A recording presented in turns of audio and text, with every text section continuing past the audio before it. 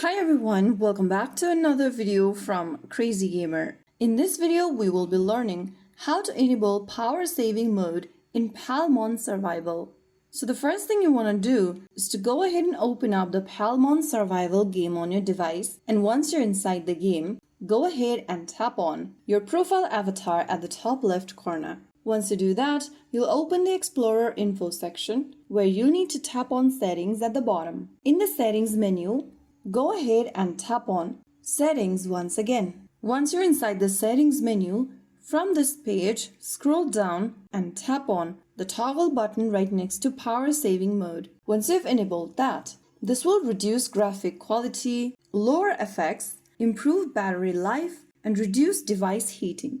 Now you can tap on the arrow at the bottom left and get back to the game section or the home screen, and you have successfully enabled Power Saver mode in Palmon Survival. If you found the video helpful, don't forget to like, share, and subscribe to our channel. I will be back again in the next video. Stay tuned and thanks for watching.